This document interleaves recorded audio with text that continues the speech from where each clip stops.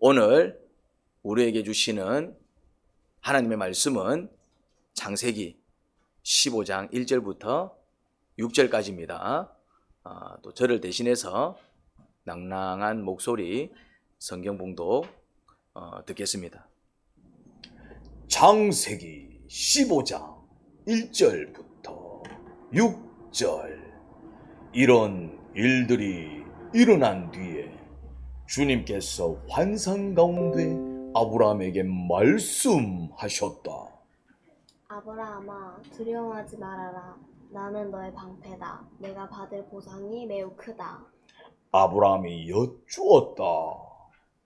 주 나의 하나님, 주님께서는 저에게 무엇을 주시렵니까? 저에게는 자식이 아직 없습니다. 저의 재산을 상속받을 자식이라고는 다마스쿠스 녀석 엘리에셀 뿐입니다. 주님께서 저에게 자식을 주지 않으셨으니 이제 저의 집에 있는 이 종이 저의 상속자가 될 것입니다. 아브라함이 이렇게 말씀드리니 주님께서 그에게 말씀하셨다. 그 아이는 너의 상속자가 아니다. 너의 몸에서 태어날 아들이 너의 상속자가 될 것이다. 주님께서 아브라함을 데리고 바깥으로 나가서 말씀하셨다.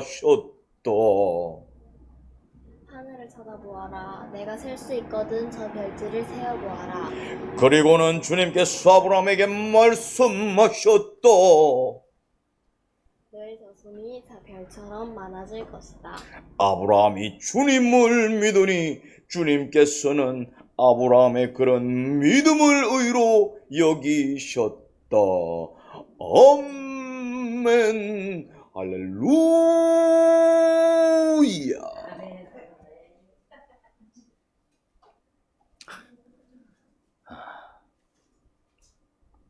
할렐루야.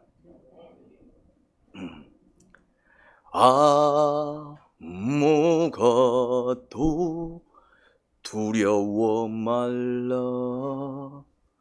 주 나의 하나님이 지켜주시네. 놀라지 마라. 겁내지 마라. 주님 나를 지켜주시네.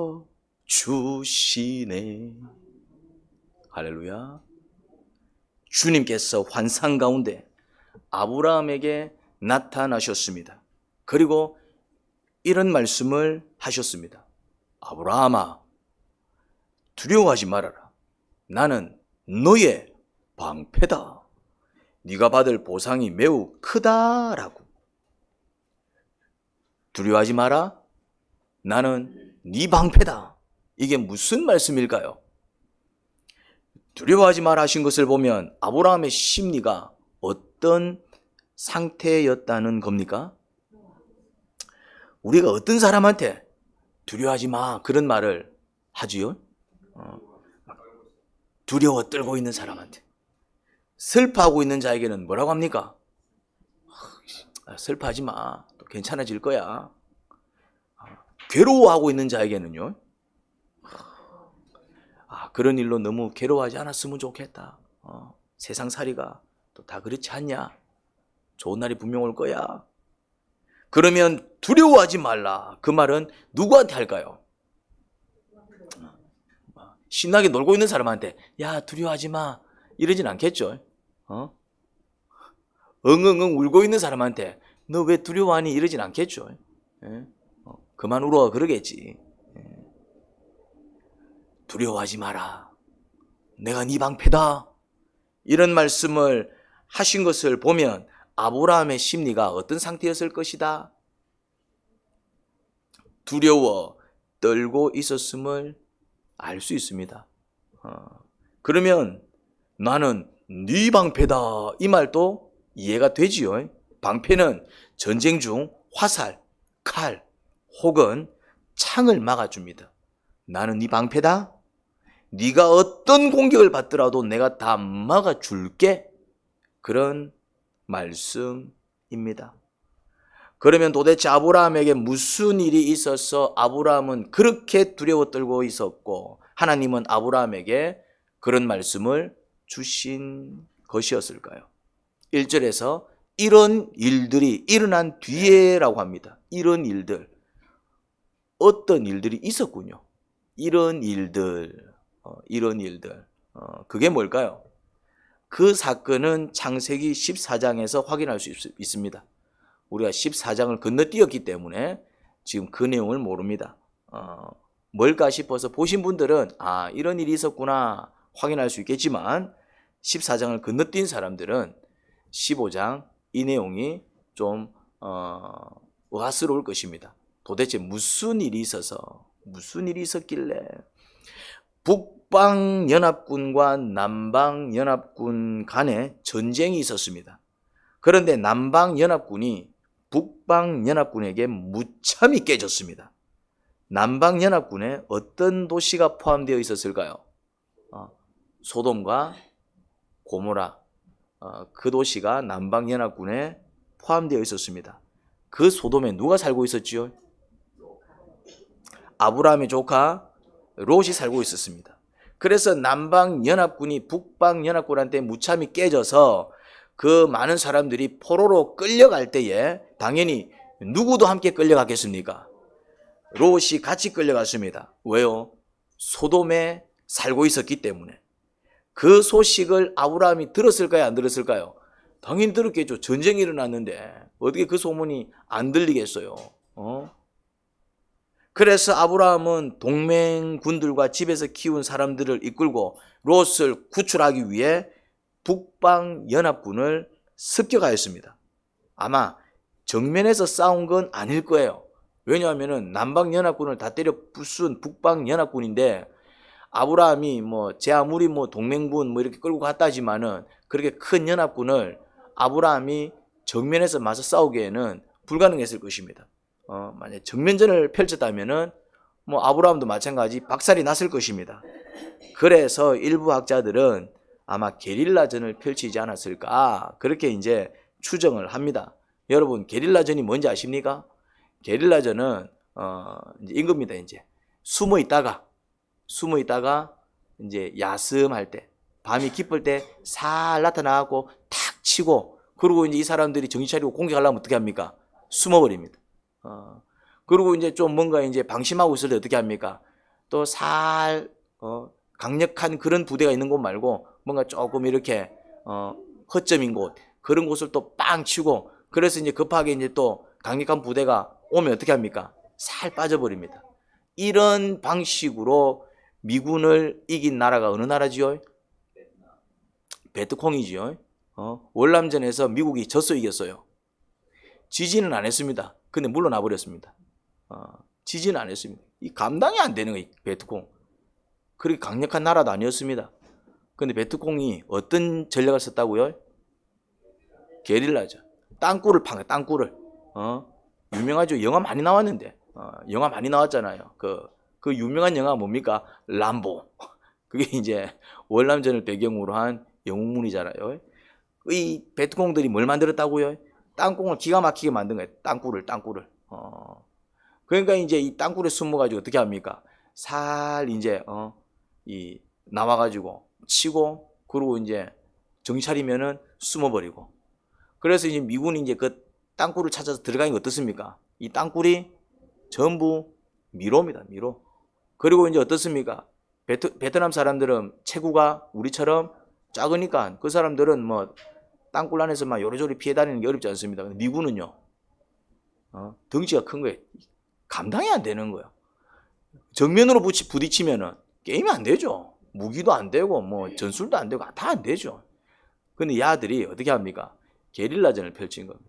야금야금 치고 빠지고 감당이 안 되니까 이제 미군이 이 아들은 어떻게 안 되겠다 싶으니까 어떻게 합니까? 그냥 물러나 버리죠. 그게 게릴라전입니다.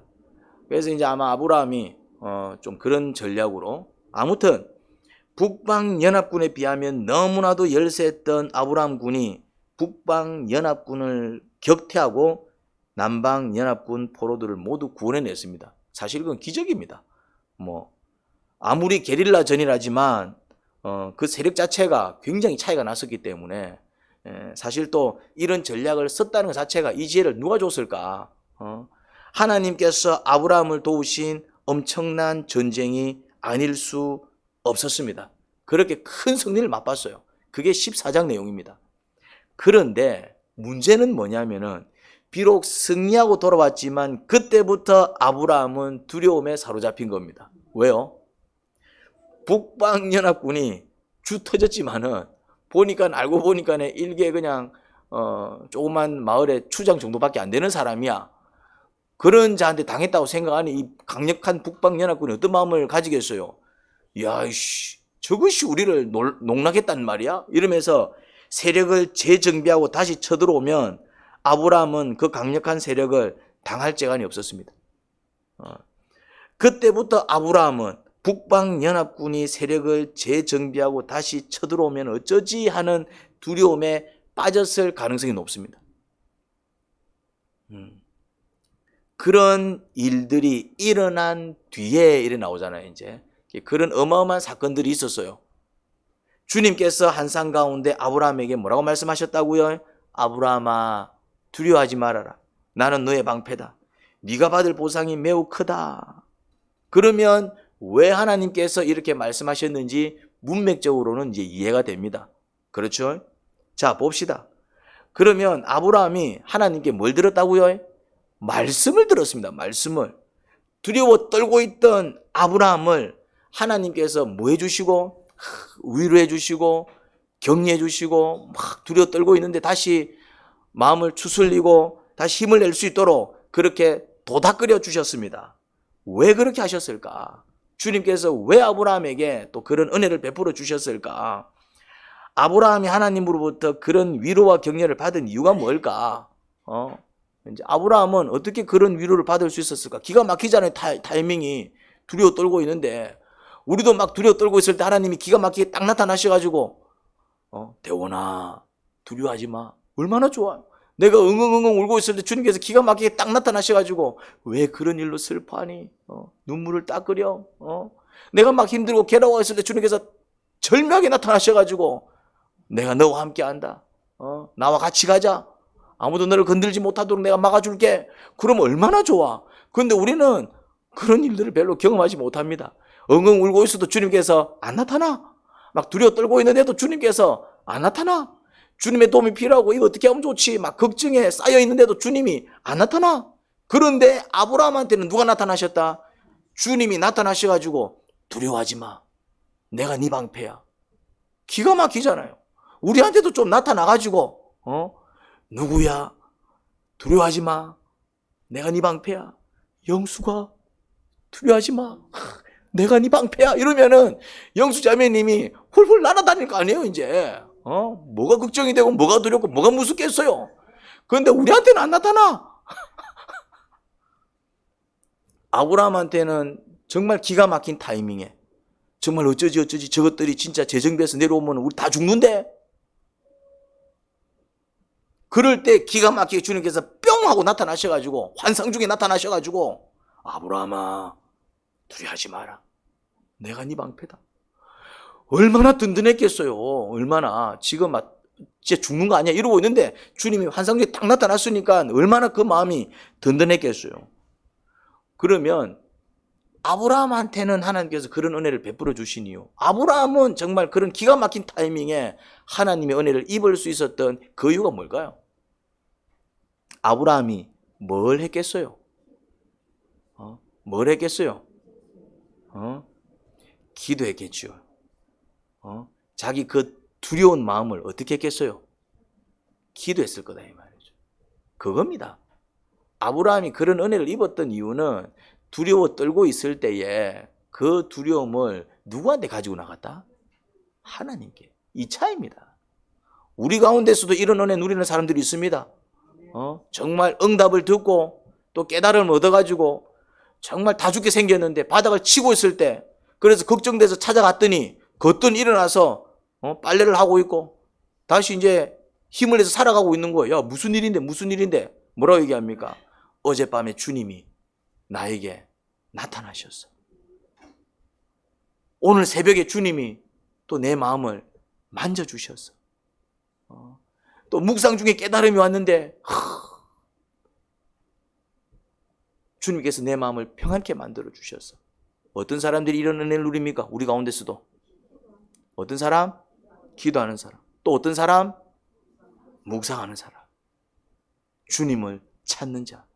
그러면 아브라함이 이런 은혜를 입었다라는 얘기는 아브라함이 뭘 했을까요? 그 감정을, 그 마음을, 그 두려움을 주님께 낱낱이 구하고 아뢰며 주님 어찌하오리까? 그렇게 솔직하게 자기 심정을 아뢰는 기도를 했을 것입니다. 이런 기도를 무슨 기도로 한다고요? 직면기도. 너무 중요합니다, 여러분. 두려운 감정을 기도 중에 하나님께 간절히 아뢰었을 것입니다. 그러니 여러분, 직면기도를 배우셔야 돼요. 직면기도는 무조건 배우셔야 돼요.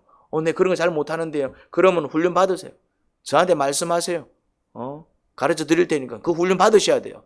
그렇지 않니 그거 할 줄 모르면은 세상 사람과 다를 바 없는 인생을 살아갑니다. 두려운 일이 생기면 두려워 떨고 있어야 되고, 슬픈 일이 생기면 엉엉 울고 있어야 되고, 막 걱정되면 어쩌지 막 이러고 있어야 돼요. 세상 사람들이 그렇게 살아가잖아요. 크리스찬들의 그 어떤 축복이 무엇입니까? 주님께서 함께 하시고 그 주님이 나를 위로하시고 그 힘으로 살아가는 축복이 있는데 그 축복 못 누립니다. 뭘 하지 못하면은? 직면기도 하지 못하면은 주님을 모시고 살지만은 그 능력과 은혜를 내가 누리지 못하고 산다 이 말입니다. 직면기도는 반드시 배우셔야 돼요. 내 그 기도 잘 못하는데 어떻게 하면 좋죠? 찾아오세요. 가르쳐 드릴 테니까. 하나님은 우리의 감정을 만져주십니다. 할렐루야. 이 은혜를 경험하셔야 돼요. 감정에는 긍정적인 감정이 있고 부정적인 감정이 있어요. 긍정적인 감정에는 어떤 것들이 있죠? 기쁨, 행복, 만족스러워. 이게 이제 긍정적인 감정입니다. 사랑스러워, 존경심이 가고, 나 저 사람처럼 살고 싶어. 이런 감정은 긍정적인 감정입니다. 그리고 희망, 평안, 용기, 이런 감정은 희망적입니다. 우리의 삶을 풍요롭게 만들어주고 또 정말 다른 사람과 화목한 관계를 만들어주며 또 이렇게 살아갈 때는 행복합니다. 이런 감정이 충만할 때는. 이런 감정이 충만하면 나는 어떻게 하면 될까요? 내 안에 기쁨이 넘치고 막 행복하고 막 만족스럽고 막 사랑이 넘치고 막 누군가를 존경하고 막 희망이 넘치고 평안 용기 가득 차요. 이렇게 긍정적인 감정이 충만할 때 나는 어떻게 살면 될까요? 그렇죠. 감사하는 거예요. 하나님 감사해요. 또 나에게 그런 기쁨을 준 사람한테 누구누구야 고마워, 감사해요, 어머님 감사해요. 그리고 찬양하면서 주의 보혈 능력이 도다. 감사하면서 슬픈 마음 있는 사람 예수 이름 믿으면 감사하면서.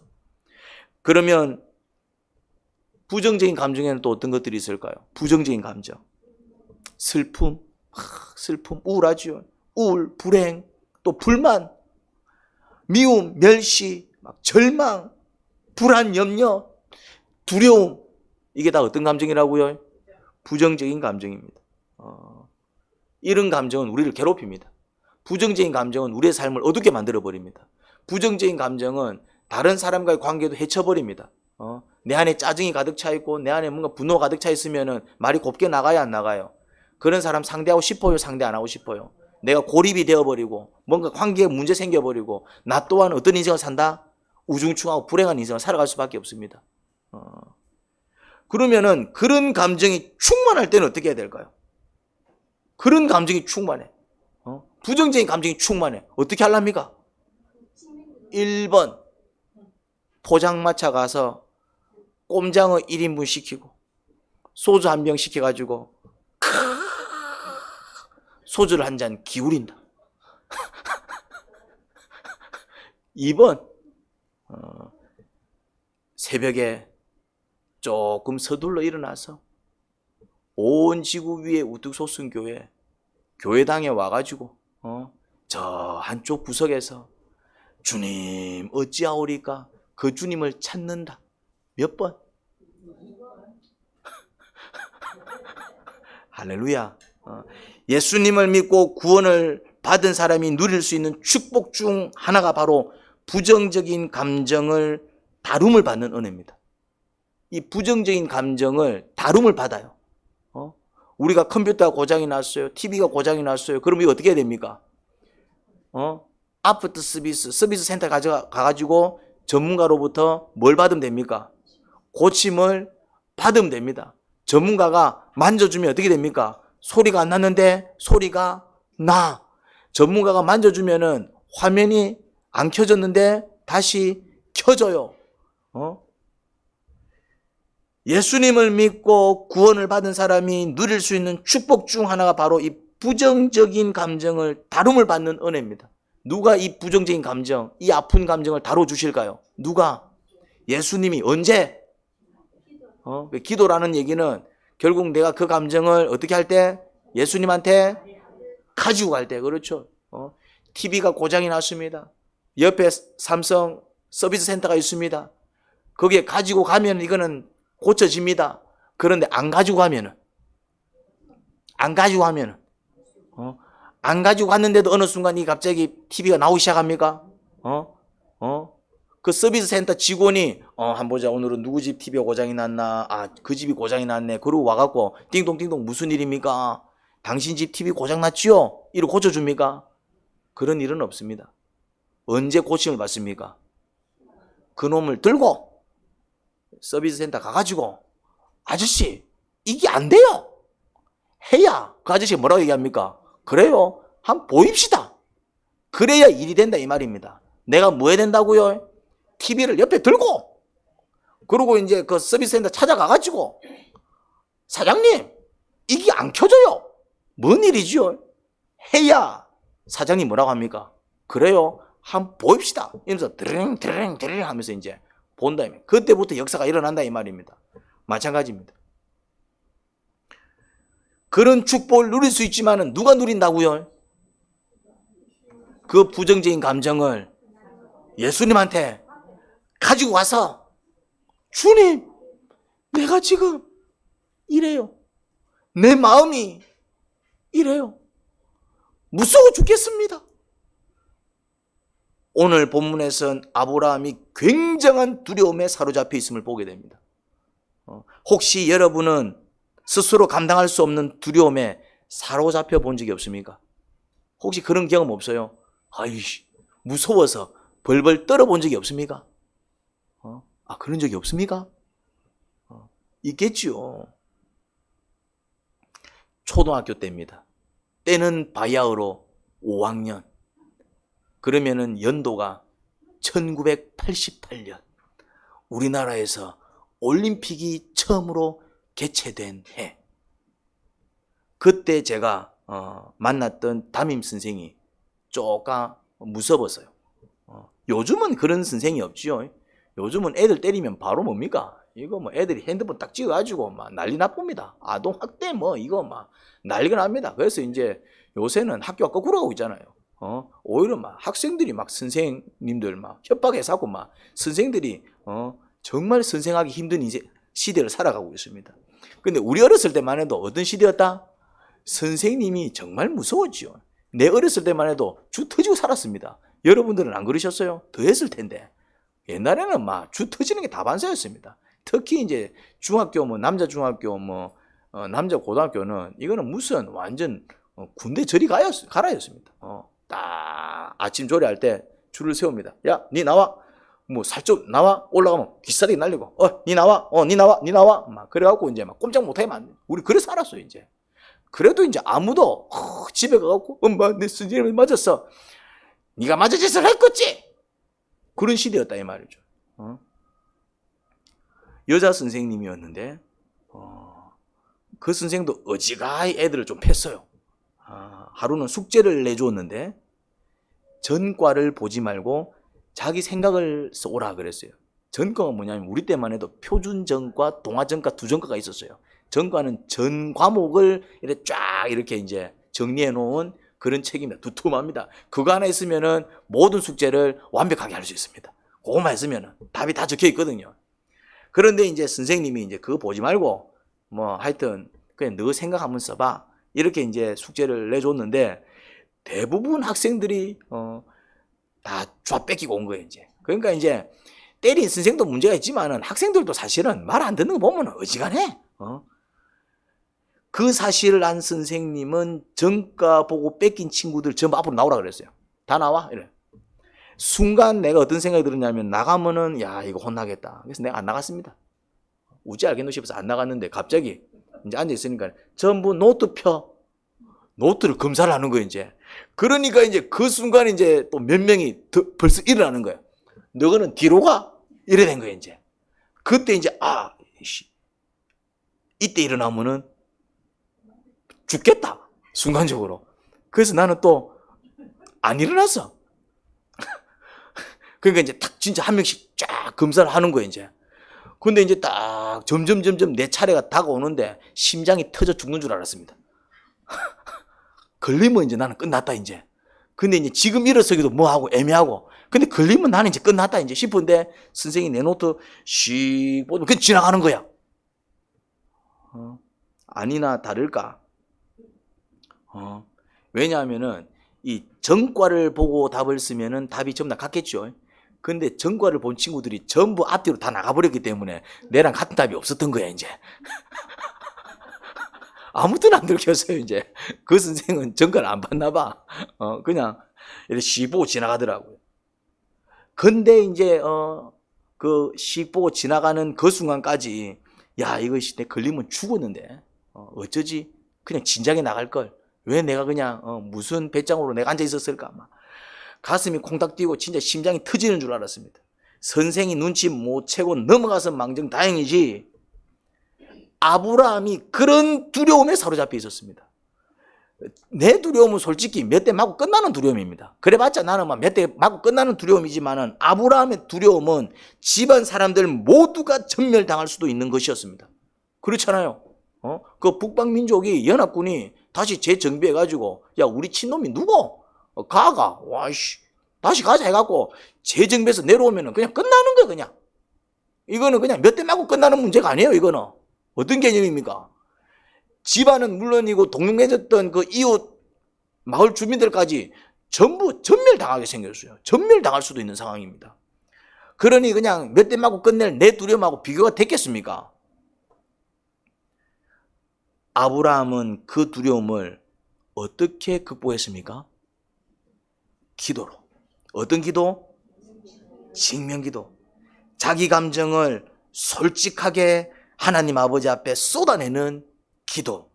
아브라함이 어떻게 기도했을지 상상할 수 있겠습니까? 기도를 어떻게 했겠어요? 자, 상상 한번 해볼까요? 그런 엄청난 두려움 속에서 이거 어쩌지 이러다 정말 우리 다 죽는 거 아니야?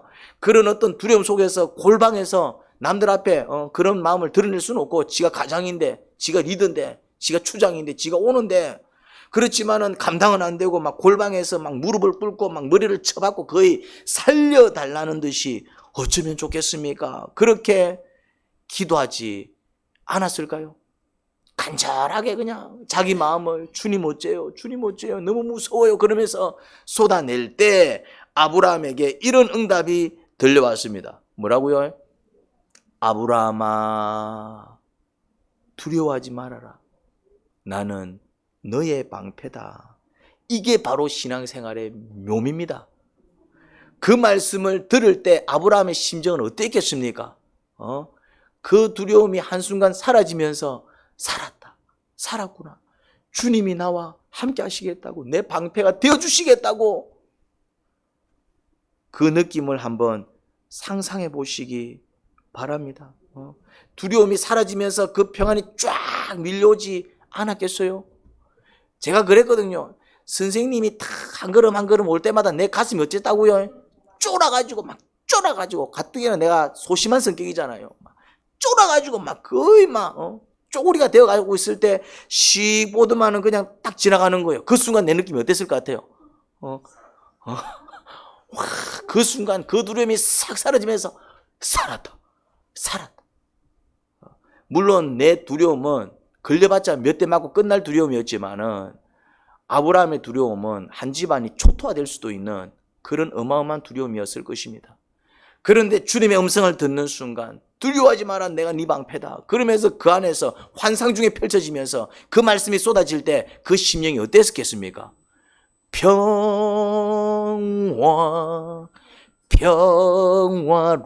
평화로다. 하늘 위에서 내려오네. 할렐루야.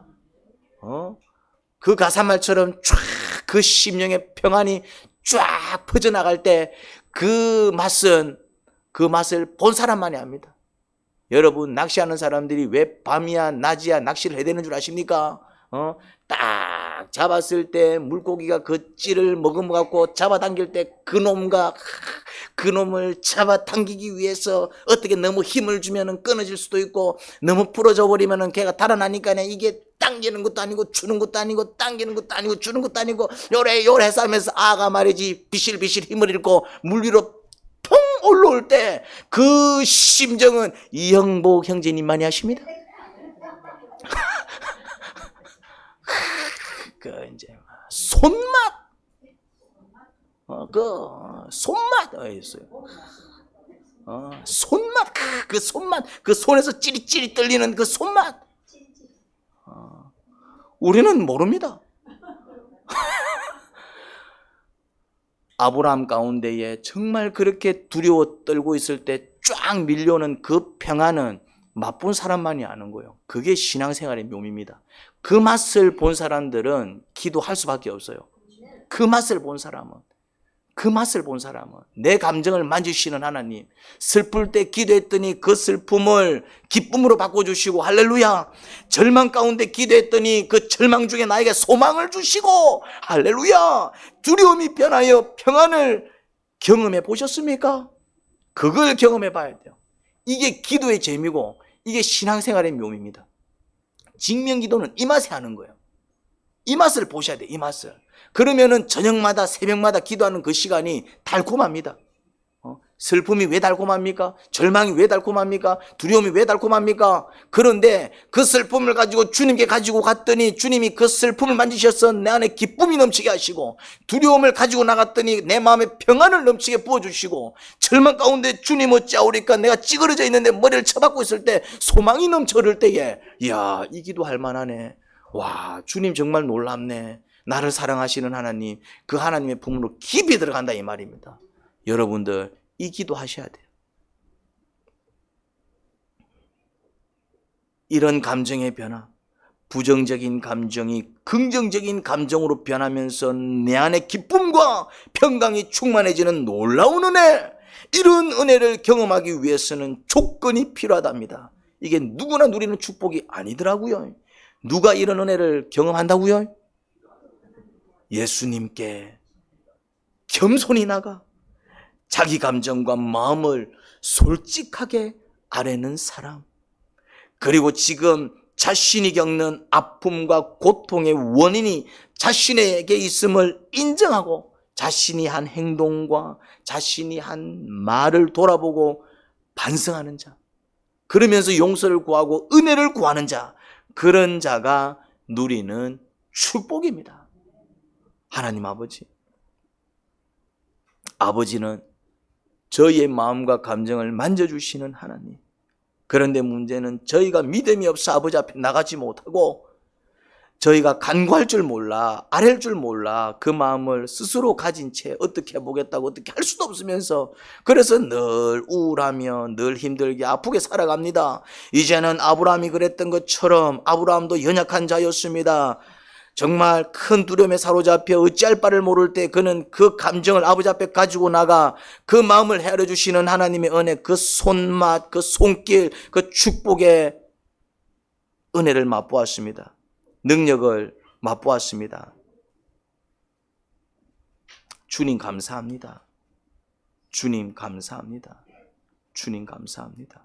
그 은혜가 저희 가운데 충만하길 소원합니다. 예수님 이름으로 기도합니다. 아멘.